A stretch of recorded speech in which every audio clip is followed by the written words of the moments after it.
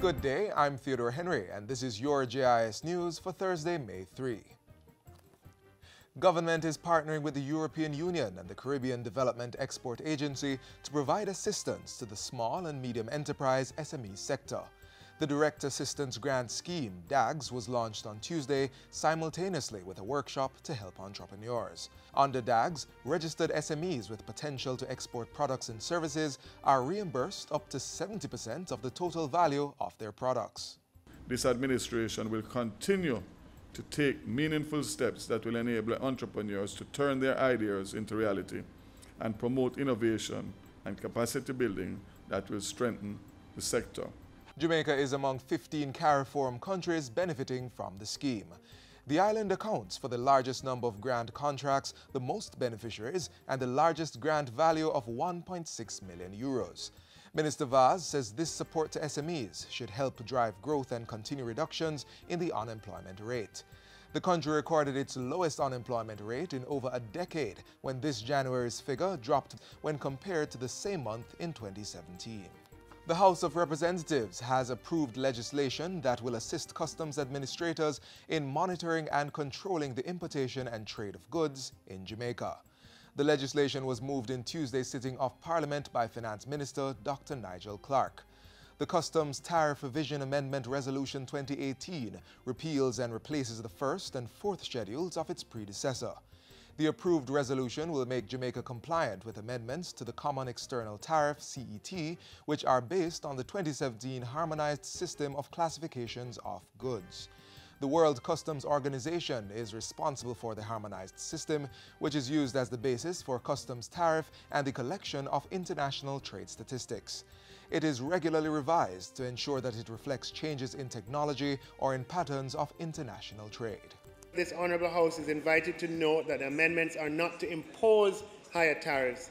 The CARICOM Secretariat requested Member States to implement the revised CET based on the new 2017 harmonization system effective January 1st, 2018. However, Jamaica only received a final draft of the document from CARICOM on March 16, 2018, and a commitment was made to implement the harmonization system by May. The Agriculture Ministry will be planting 5 million fruit trees over the next 5 years under its Greening of Jamaica initiative. The Jamaica 4-H Clubs has already pledged to provide the first 1 million seedlings. Portfolio Minister Audley Shaw made the announcement on Tuesday during his 2018-2019 sectoral presentation. It will cost about $1.5 billion in seedlings, but the private sector wants to come on board and support us because it has environmental positives. The program will improve soil and air quality and increase rainfall, reduce our carbon footprint, bolster community togetherness, provide a healthy alternative food source, reduce predia lasting fruits planted for sale to the local and export market. Minister Shaw also revealed plans to establish 4-H clubs in all secondary and primary schools, which will represent an additional 250 institutions. The Jamaica 4-H clubs currently operates in over 1,100 schools and has more than 104,000 club members, making it the second largest such youth group in the world. The first of 12 parent places is now open at Emmanuel Chapel in Mount Salem, St. James, to tackle and reduce violence among youth. The parent place will operate as a hub for community care groups to make parenting information and training available. This is just one of the strategies being implemented by the Ministry of Education, Youth and Information to stem violence in schools.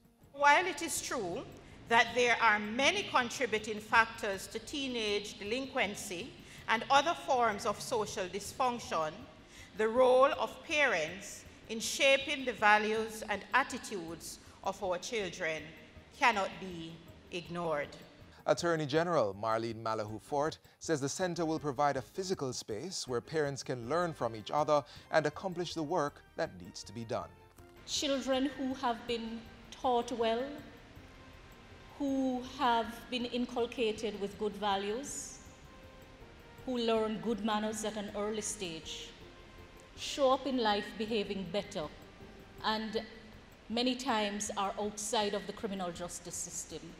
And finally, female wards at the Fort Augusta Adult Correctional Center in Kingston, who are preparing for CSEC examinations, are getting help with the recent donation of 8 desktop computers. Several of the young ladies at the facility will be sitting the Electronic Document Preparation and Management (EDPM) tests on May 7. Commissioner of Corrections Ina Hunter says the donation will improve their chances of success. The department is committed to enhancing the rehabilitative process and recognizing the value of technology to equip our inmates with skills and abilities to lead productive lives, not only when they are released, but also while they are here in incarceration. 4 of the computers handed over on Tuesday were provided by the Ministry of National Security and another 4 by the Stella Maris Church Prison Ministry. They bring to 11 the total number of computers at the facility. State Minister for National Security Rudyard Spencer says the donation is in keeping with government's commitment to invest in the education and training of inmates as part of the rehabilitation process. According to the Department of Correctional Services, between 2013 and 2016, 70% of incarcerated were either illiterate or poor readers upon admission. This situation cannot stand. We must ensure that inmates are equipped to make different choices when they leave our institution. And that's it for JIS News today. I'm Theodore Henry. Thanks for watching.